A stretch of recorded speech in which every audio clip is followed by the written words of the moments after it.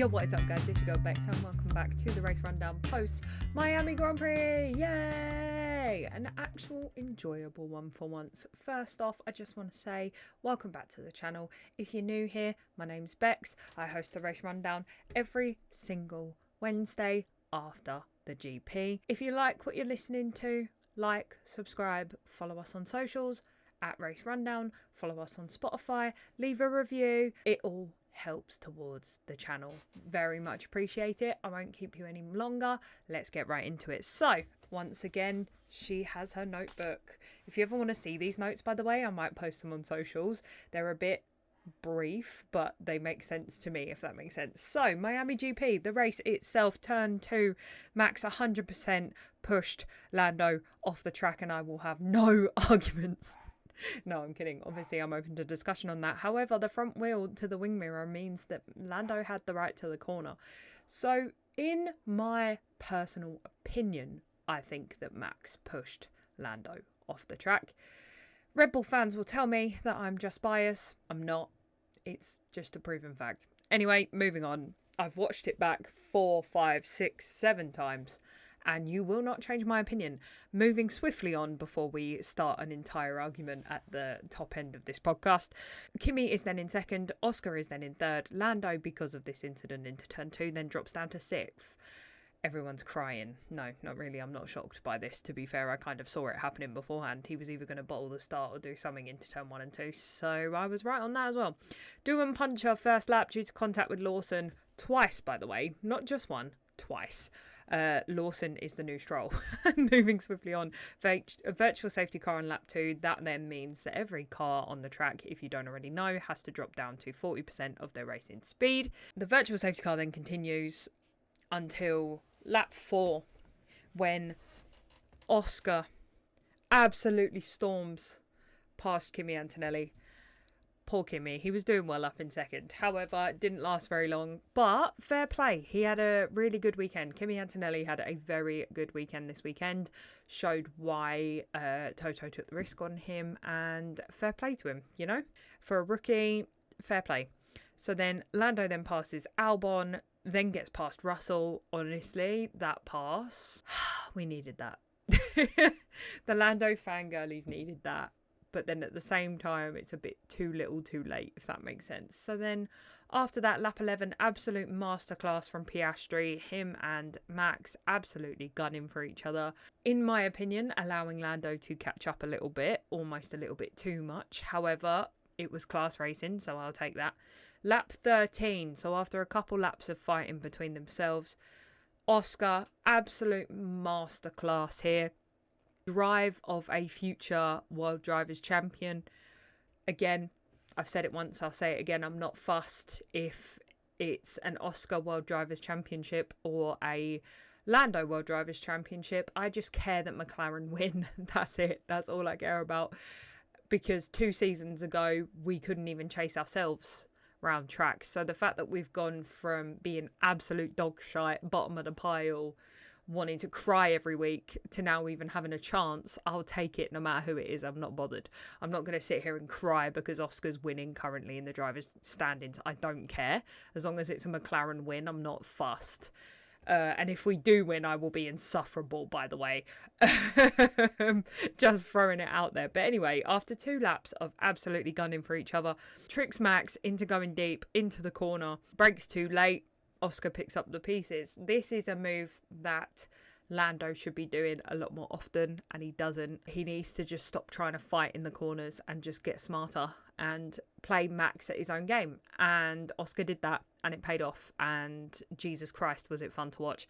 So anyway, I've then got my next point. Lando needs to be more aggressive. Both him and Max were off the track around lap 18, so he had to give the position back.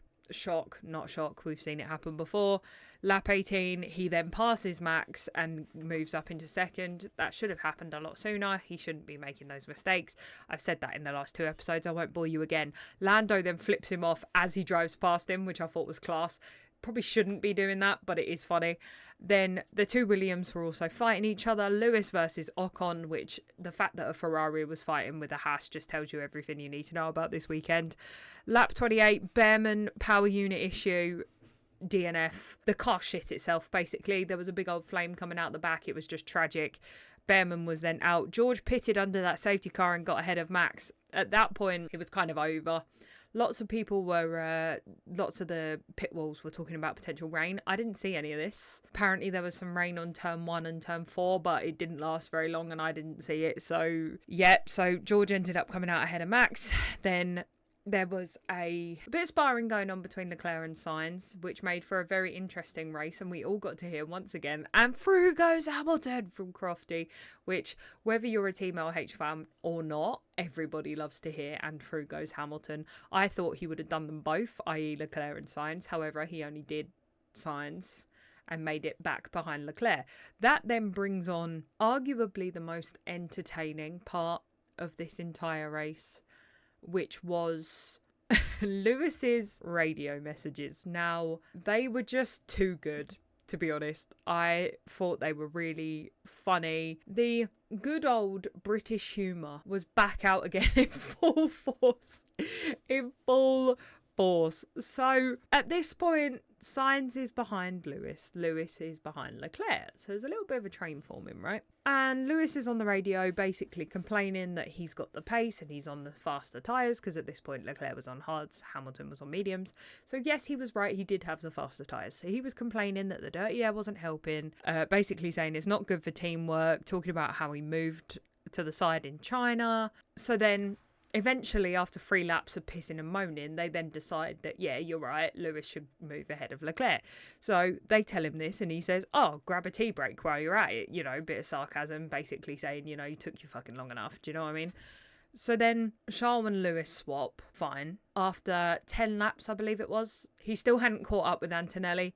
So they switched them back. But the bit that gets me was that Charles basically came over the radio and was like, look, I don't want any beef. Like, it's fine. We'll get them when we get them. Focus on passing who we need to pass. Like, it's fine. But then they told Charles they'll switch the positions back without asking Lewis, which I just think is a Ferrari masterclass, to be honest, as always.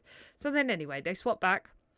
The race engineer then comes over the radio to the 7.5-time world champion Lewis and says that Sainz is 1.4 seconds behind. And in true British style, the way we do with our sarcasm, Lewis then turns to him, bearing in mind whilst driving 200 miles an hour on the road, that just shows that the Brits clearly do not give a fuck, and says, you want me to let him pass as well? ?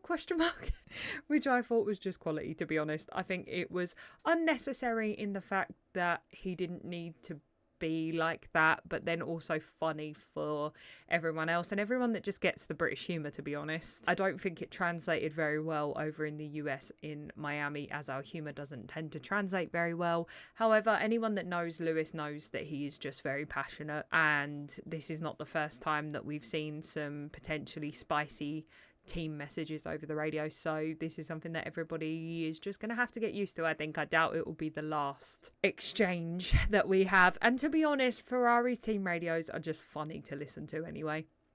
And they're just funny to listen to. So then at the end of the race, we have a McLaren 1-2, and they are quite literally, in the words of Crofty, in a different postcode with a 32.8 second lead from George and the rest of the pack. Honestly, don't know how they managed it, but fair play. That's pretty good. Carlos tried for 8th position right at the last minute. However, he still had to go to the stewards after the race for a yellow flag infringement. Yuki, 5-second penalty for speeding in the pit lane. So that rounds up the Miami GP with, let's just throw out the DNFs here. So we had Lawson out, Bortoletto out, Behrman out, Doohan out. A difficult time for the rookies. Quite a few of the rookies were out this weekend. Also Lawson, not technically a rookie. Sucks to be him though, because even Yuki with a 5-second penalty performed better than he did in the Red Bull. So anyway, on that note, we're going to move on to the off-track news. I think the biggest bit of news that we have is obviously congrats to Max and Kelly on the birth of their daughter Lily. I believe that happened Thursday or Friday, so that's fantastic for them. Matt got out of his press duties as well, so the kid is showing love from the off. Wish them well. Hope mum and daughter are well, and obviously I hope Max, in this chaotic month of May for the Formula One, I hope Max gets some time with Lily too, because that's important. So then the next bit, not quite as cute. still funny, but not quite as cute, is the Red Bull and the McLaren situation. Now, it's been reported, I'm not sure how true this is, that Red Bull have suggested that McLaren are injecting water into their tyres in order to help with tyre management. And as we do here in the UK, being petty and being sarcastic is just what we do. You know, it's a British pastime. Queuing, drinking tea and being petty and sarcastic is just what we do, guys. Like, it's just what we do. I'm sorry, it just is. So then it surprised me that the old big Zach Brown, who is a Yank, was sitting on the pit wall with a water bottle. Now, you might be thinking to yourself, Bex, it's just a water bottle. What's so interesting about it? Well, as the camera zoomed in to said water bottle, there was a label. Now you're probably thinking, Bex, they have labels on water bottles all the time. They've got the sponsors on the water bottles. Oh, no, no, no. This was a black water bottle with a white label. And upon that white label, there was black text that read, and I quote, "Tyre water!" exclamation mark. It was just classic. Every time I see the video, I piss myself. It's just too funny. And the big ZB's just sitting there, just sipping away at his tyre water.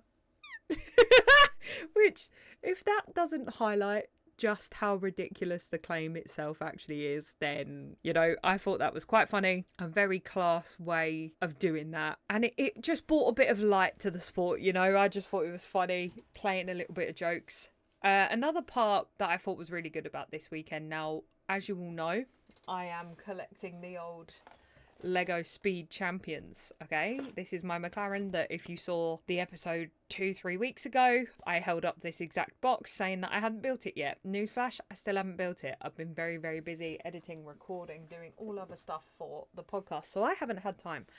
But as you all know, I am collecting them at the moment. So when I saw that Lego had rocked up to Miami with life-size Lego cars for each team, now they've done this for McLaren before, we've all seen it, but when there was 10 of them, I was shook. Okay, so that was just a photo. I didn't see anything else. Then the drivers' parade happened. Now, I'm sorry, I would like to start a formal petition to have those Lego cars for every single drivers' parade moving forwards, because not only is that going to boost the sales for Lego, and fucking fair play because they're great little kits to build, but it just adds so much fun. Like, the drivers just look like 10-year-olds. And it was great. It was so good. And it beats them being on top of like a little truck and stuff. And it's just fun to watch them drive around in massive life-size Lego versions of the cars that they drive. I thought it was class, to be honest. I thought it was hilarious. And it just broke the tension a little bit. I thought it was funny. Having 10 life-size Lego cars driving around, I thought that was quite funny. So then, on the next point, a couple of points, the Cadillac F1 build-up. They're starting to post on their socials. If you haven't seen it already, go follow. There's no livery announcements. There's no driver announcements. Plenty of rumours, though. Some say Checo, some say Daniel Ricciardo. I say, honestly, whoever. So, that's a little bit of news for 2026. There's also another rumour that has come out as of Bank Holiday Monday, which is my day of recording, that Doohan may or may not be out of Alpine, which, if he is, that's like a Red Bull level move and is brutal, but he hasn't had the best start to the season, so I can see why. But at the same time, bit harsh. So on that note, let me know what you think about that in the comments. Like, subscribe, listen on Spotify, listen on Apple Podcasts, listen on Amazon, leave us a review, subscribe on YouTube. I've been your girl Bex, this has been the Race Rundown, and I'll see you in the next one. Peace!